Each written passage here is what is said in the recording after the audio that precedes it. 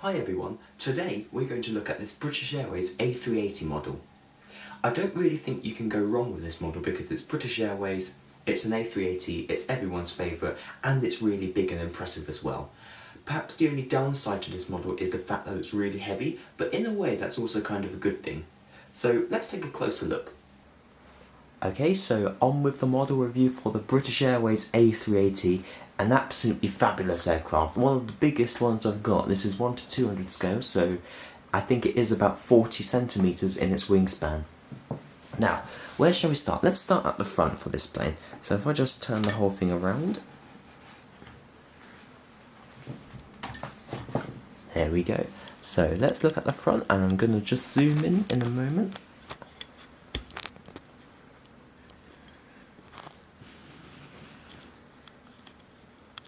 Okay, so as we can see, we've got the little shorthand registration there, LEB, just above the cockpit windows. We've got 3 cockpit windows on either side, which makes 6 in total. We've got some antennas there, I don't know what they're for. We've got the windshield wipers, and we've got some more like antennas or pitot tubes just to the side there.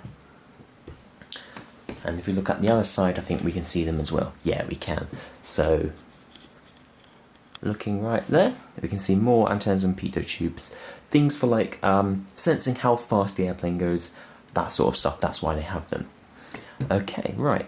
I think if we just turn our attention to this side of the aircraft for now, it is a big aircraft, so it might take us a long time to review it, but nevertheless, it will get done. So, tell you what, let's move the camera up a bit. There we go. So starting with this side, we've got the boarding door here with the One World Airline Alliance logo just printed on at the side there. You might be able to see that small. And then we've got a bunch of windows. I think this is the first class section, which is why they've sort of knocked out every third window, because they've got the first class like little suite rooms or things like that.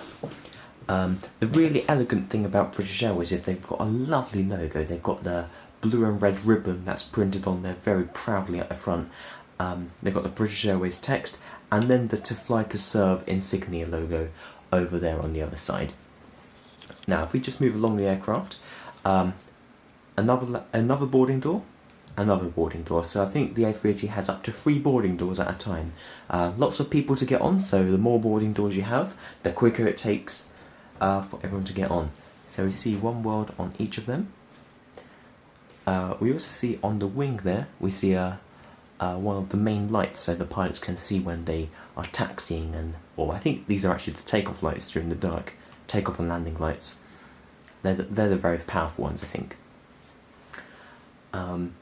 We've got more windows going along, so I think this goes into like economy and business class further along. If we just focus our attention to the top of the aircraft, they've added some really nice 3D detail. So we've got an antenna there, we've got some sort of little dome there, and then we've got 2 little red gemstones for, I guess, lights and things like that. The fact that they're gemstones makes it really nice because they reflect on the model, almost as if they're real lights themselves, which I think is really nice. Okay, let's keep moving along the airplane. Alright, so we've got more doors and more windows. I'm actually not sure what these little sort of rounded rectangle things beneath the doors are. Maybe that's where the inflatable slide deploys, but from my knowledge it always comes like just beneath the door, but maybe it's different. Who knows? Maybe someone in the comments can tell me what these little rounded rectangles are beneath those 2 doors. Okay, and if we move further along the back of the aircraft, we can see the Royal Mail logo. That's the logo for the Postal Service in the UK. As well as the full registration of the aircraft. That's G-XLE. Oh, I can't even say it. G-XLEB. Okay, so that's that side of the aircraft. Let's just turn our attention to the back. It is really a massive model, so I'm struggling to get it all in camera, but luckily I've got zoom in and zoom out. Right, there we go. We can just about see that whole thing now. So we've got the lovely big tail, and I absolutely love this. The Union flag printed on it really, really nicely. Excellent feature of all British Airways airplanes. we've got the LEB shorthand registration up there again, and then we've got the horizontal stabiliser with some black lines there as well for various markings. I think there is a bit of text on there actually. I can't read it, but if you have super astute vision, you might be able to see. In fact, if I carefully pick the model up, maybe you can read what that says. It probably says something like, "Do not cross this line." But there we go. Right, let's go to the other side.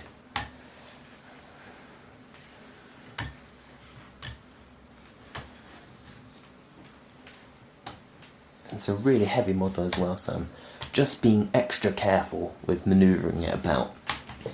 Okay, so now let's have a look at this part. We've got the horizontal stabiliser again, pretty much the same as the other side. We've got a little duct there, something like that. I don't know what that little bit there is for, but there we go. Oh, actually, we've forgotten the APU. So the APU is right there at the back, and the really nice thing about this model is that the APU is actually 3D. Do you see they've put little cylindrical tube through the fuselage, and it's actually a 3D printed APU. So it's not like a 2D bit of paint, as some of the cheaper models have. It's actually 3D, which I think is a very nice detail. So yeah, props to GeminiJets for that. Okay, so let's keep moving around. Right, if we just do the fuselage for this part of the plane, let's zoom in again. So as always, we've got the registration there, we've got a cargo door there. It's quite faintly printed on, but you might just be able to see that there. And moving along the aircraft, we've got all the windows and doors we could possibly want. And at the front of the airplane, we've got the ribbon once again, the British Airways logo, and pretty much the same as we had on the other side. Now you might just be able to see that under the cockpit, where we've got the nose landing gear, on the door bay for it, it says LEB, so we've got the shorthand registration on the nose landing gear door as well. Okay, so that's the main part of the airplane. Now let's focus on the wings and all the other bits.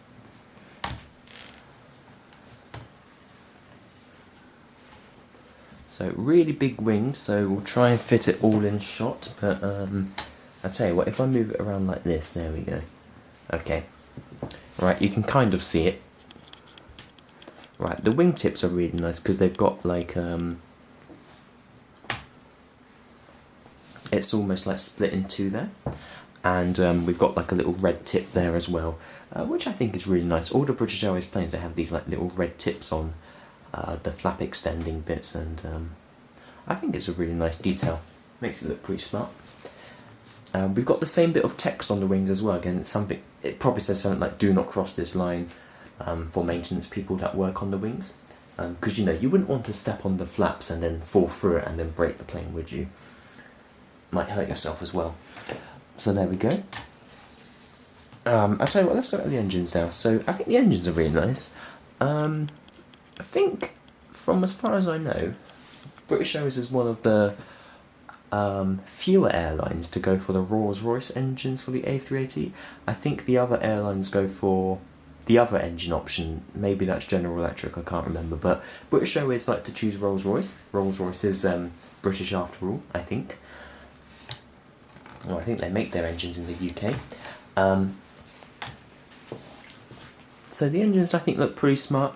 They do spin, the turbines do spin inside, but it is a bit difficult to tell from this camera angle. We do have the Rolls-Royce logo printed there as well, which is nice, and all of these extra dark metallic colours printed on the engine attachment as well. I think that's really nice. I'll tell you what, maybe you can see the engine spin if we're lucky. I'll just try and poke it around then. Well, if you can see, it'll be great, but too bad if you can't. Right, there you go. I think you can see that, can't you? So the engines do spin, which is really nice. I love the fact that I'm using a little mini Japan Airlines 787 to do this, but there we go. That was a toy plane anyway. Now the other side, it's more or less the same. we've got the engines there, we've got the Rolls-Royce engines on the logo, and yeah, isn't that cool? They've also got these little deflectors on the engines. I think they're to deflect the air over the wing so that it helps the aerodynamic performance of the aircraft as well, maximising fuel efficiency, things like that. Right, now for the difficult part, which is showing you the upside down perspective of the model. So I'm going to very carefully pick this whole thing up. It weighs an absolute ton. Luckily not as heavy as it does in real life, but let's carefully flip it over. I'll tell you what, I'm going to raise the camera so I can show it to you a bit higher up, because otherwise I'm going to bash it on the ground. Right, let's do that. Hope you love my Shinkansen cushions over there. Right, carefully we're going to pick this up, try not to pull any antennas off. Okay, this is going to be difficult. Right, let's zoom out. Okay. Right. We're going to have to be quick here. So, what do we have? We have the wing here. Love how the focus isn't working. I've got to press the button on the camera to make it work. There we go. So we've got the registration there, G-X-E-L-B. We've got all the markings on the bottom of the engine, we've got the flap extenders, we've got all the landing gears there, we've got the Gemini logo in the middle there. There is a little silver dot there. There used to be a little gemstone for one of the lights, but that's now gone. God, this is heavy. Got cargo doors there. Focus, come on. There we go. Hopefully you can see that. If not, I promise you it is there. And then towards the front, we have the air bleed intake, I think. I think that's what they are. And then another door there as well. And then we also have like really cool markings on the front. Well, excuse the dust there. But we also have some really cool little markings which you might be able to see. Little dots for various bits and pieces. There's like red dots, grey squares around antennas, and then the bay of the door as well there, the doors that open up for when the landing gear retracts. Okay, my hand hurts from that. Oh. So I do tell you, these models, I think the only downside to the diecast models is how heavy they are, but it is kind of a nice feature because it does make it feel like it's got a lot to it. But okay, maybe I just need to go to the gym and get stronger. Right, let's pop it on the stand, and then I'll show you what it's like. I think the stand makes it look like it's about to take off or something, but... Right, there we go. So here it is on the stand. Yeah, isn't that cool?